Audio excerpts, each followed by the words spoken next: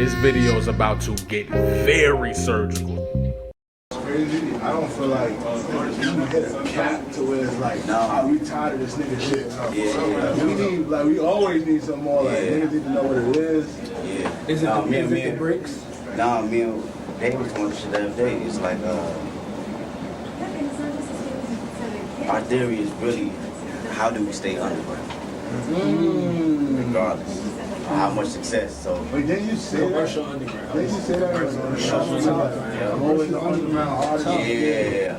Like, they may not know it until I say it, but that's been the nigga theory the whole time. Stay underground. So, yeah, real shit. So, and even with this album, it's like, okay, this album could have been a chart topping success on a commercial level. I know what this was. You stay underground. I know what this was for you. Yeah. Because you did that for Dan. Yeah. You gave us Dan. You said, all right, so, like, all right, we're going to turn on with Dan. We're going to go crazy. Yeah. I'm going to go crazy with Baby King. We're going to give y'all that. Yeah. And then we're going to go Pimple Butterfly, Yeah. artsy, avant-garde. It's like the roller coaster effect. It's like you can keep people on this pace forever, and then eventually human psyche will always normalize itself to wherever it's at. But if you give people like just some type of variation, you know what I'm saying? They can't get used to you. They can't put their finger on you. Exactly. And the more you can keep people on their toes, the more interested they stay in for a longer period of time. And that's really the medicine to this shit. It's like, cause we all humans, like, human nature's gonna kick in eventually and start dictating our moves. You know what I'm saying? It's like the workout. You do your same workout every day, and then eventually that shit don't feel the same until you switch up and now you working this different muscle. And now that shit, like, you're like, damn, you doing this little bit of workout, this little bit of move, but this muscle is getting way tighter. And we look at that like, okay, what race have we ran too much? And now how do we focus on this spot that we probably didn't put any energy into? It ain't about getting bigger all day. It ain't about the number one record all day. It's other ways to be bigger without being the number one record. Before we get to my theory, it's a couple things that we got to understand first, right? Number one, in that clip that I just played for y'all, Kendra's essentially talking about their theory is that they want to stay underground no matter how much success Kendrick Lamar has. Now, if you've been listening to Kendrick Lamar as long as I've been listening to his music, you start to realize there's a pattern in which Kendrick Lamar releases his music. With Good Kid, Mad City, that was more commercial. Of course, it wasn't a commercial album by, you know what I'm saying, the standard means. But Swimming Pools, Poetic Justice, these are commercial songs. These are songs that are singles looking to do chart success while he's combining his artistic, he's putting his own spin on it, right? But then you get to Pimp a Butterfly. And To Pimp a Butterfly is a lot more artsy. It's challenging the norms. It's challenging the direction of art. It's challenging the direction of music, I believe. I think a lot of people were assuming that Kendrick was going to do one thing, and he ended up flipping the whole thing on its head, right? Then you go with the next album, and they give you Damn, which is actually all the bangers, a bunch of hits. If you remember when it dropped, it dominated the charts. I'm talking like, I think it was like the top 10 spots were Kendrick songs or something like that. It was some crazy wild shit, bro. And that's him getting back into that commercial bag. But then everybody's expecting something maybe of that nature for the next project, and he gives you Mr. Morale, right? Which is way more artsy, way more underground. And at somebody who's at that level, I don't think anybody was expecting an album that was going to be that stripped down, that focused on strictly the art, almost going anti-commercial, right? Then you wait again. The battle happens. He drops bangers, and it gives you G and X, a Damn-esque project where it's just bangers. You feel what I'm saying? He even says in the beginning, this is not for lyricists. I swear that's not the sentiment. F a double entendre. I want y'all to feel this. You feel what I'm saying? So that's another banger project that dominated the charts. Based on all of that, what would the next project be? Think about it. It would be something of that nature, right? Something that's going more underground. Something that's going more challenging the norms again.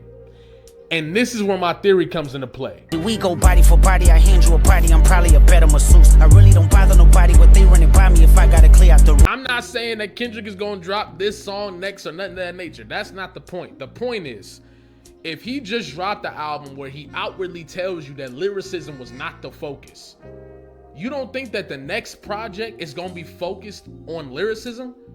In my perspective, this next project that Kendrick is gonna drop, no matter what the sound is, he might be focused on rapping better than he's rapped in a while. And I want you to really think about it. What was the main conversation around people who didn't like GNX or people who just wanted to critique GNX? A lot of people were questioning the lyricism. A lot of people were questioning the bars. A lot of people were questioning Kendrick's lyrical ability. I don't know if y'all remember that, but they was comparing him to people and saying, yeah, this is a great project, but lyrically, he's not what everybody's saying he is. That is low-key the thing that people are trying to hold over Kendrick Lamar's head, that he is not one of the lyrical upper echelons of his class. And that brings me to J.Cole. I think at this point, it's widely understood that the fall off is going to be J. Cole's attempt to rap better than he's ever rapped. I think that is at this point, we all understand that. This is the farewell tour, pretty much. J. Cole is gearing up to have a farewell tour. And I think that over the last maybe 5 to 6 years, you've been seeing a higher concerted effort in him attempting to rap better, right? But I think the fall off is going to be his greatest representation of that. Now, do I think he's going to be able to put himself in a different bag or a different tier as far as lyricists go? I don't think so, and that's my personal perspective. I think J. Cole is not an incredible lyricist. I think he's pretty good. I think if you judge him on a mainstream level, that you can put him in certain conversations. But if we talking about in totality, I don't think J. Cole is of that upper echelon of lyricists, and that's just my personal opinion. You got to think about it. When people used to talk about the big three, I think a lot of it was due to the fact that Kendrick Lamar was inactive and J. Cole was very active, and J. Cole just had the feature run. He's getting on songs and killing verses with 21 Savage, killing verses with Young Thug, killing verses on all these features. A lot of people were starting to put J. Cole as the best lyricist in the big three. You see what I'm saying? And when you think back to when the battle was taking place and before J. Cole backed out, there was an opportunity to see who really rapped better. You see what I'm saying? There was an opportunity that we never really got to see because J. Cole backed out of the battle. Then when you turn around and drop a song like Port Antonio, where you essentially saying, I wouldn't have lost the battle. I would have lost one of my friends. You essentially saying you would have won that battle, bro. You essentially saying you would have won that battle, bro. And that feeds into this narrative. I mean, even with this new song that J. Cole dropped, you see a bunch of people saying, I don't care what nobody said. J. Cole rap way better than Kendrick. J. Cole's the best rapper in the game. All this different stuff. You think a competitor like Kendrick Lamar, somebody who takes his lyrical ability very seriously, is just gonna let you punch him in the mouth and walk away scot-free? I don't know about that. Who is Kendrick talking about when he says, just wait and see, more blood be spilling, it's just paint to me? I ain't see Kendrick get at nobody since GNX. Who else could Kendrick be talking about? We talking about Squabble Up verses, he getting busy. When we talking about Man at the Garden, who could Kendrick be talking about? I think the only person who got to punch him and run away and then act like that he was gonna win the battle anyway. You see what I'm saying? This is when we really start talking about this theory. If J. Cole is getting ready to drop his lyrical magnum opus, right, his highest level of lyricism on this album, his farewell tour, where he gonna be barring out, right? And Kendrick Lamar thematically is getting ready to drop an underground project where he's going to be focused on lyricism. Would that not be the perfect time to drop his project? I'm just asking.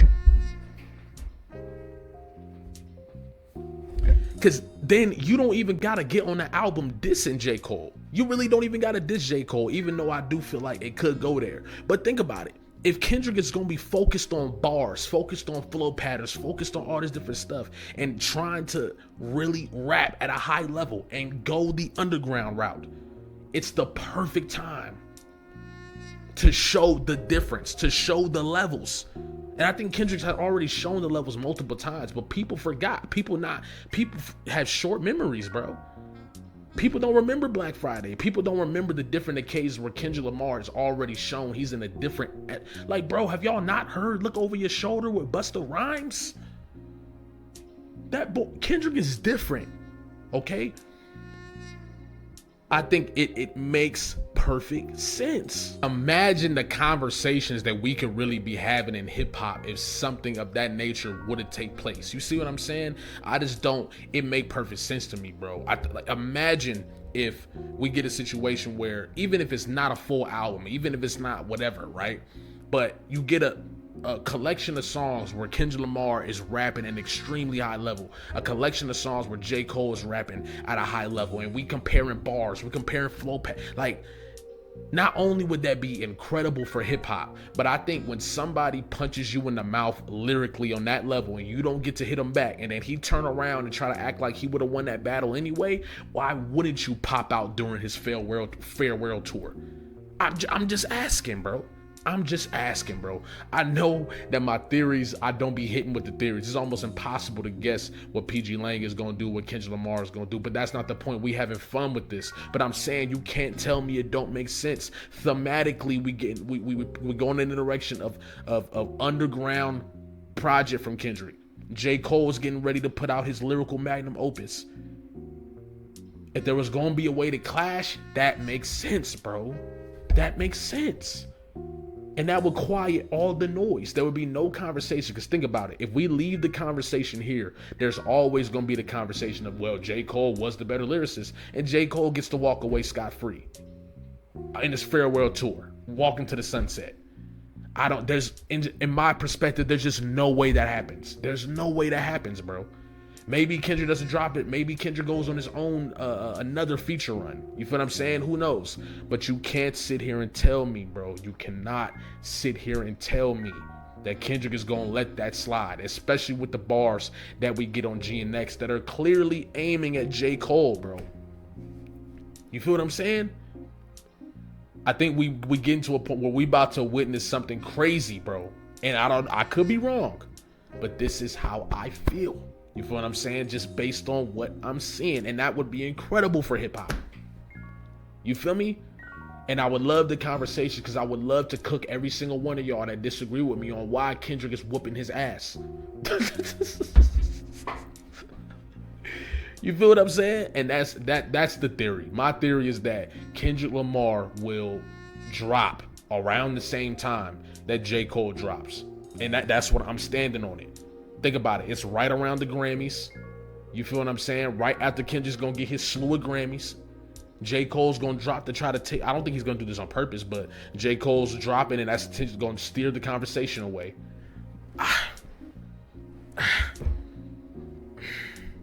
You can't tell me I'm tripping, bro. You can't tell me I'm tripping. Even if I'm wrong, you can't tell me this don't make sense, bro. You feel what I'm saying? But hey, like, comment, subscribe, especially if you're new here, especially if you've been here. You feel what I'm saying? I'm gonna put the Discord down in the description, so if you want to join the Discord, pull up. You feel what I'm saying? And yeah, y'all have a good day. All right, let me know what y'all think about the theory, and if we did get something like that, who do y'all think would rap better? Who do y'all think, if they were both to drop an album right now, bar for bar, lyric for lyric, flow pattern for flow pattern, VPB, all that good stuff, who is gonna be better? Who y'all think is going to be better? All right? I'm going to catch y'all, man. Y'all have a good day.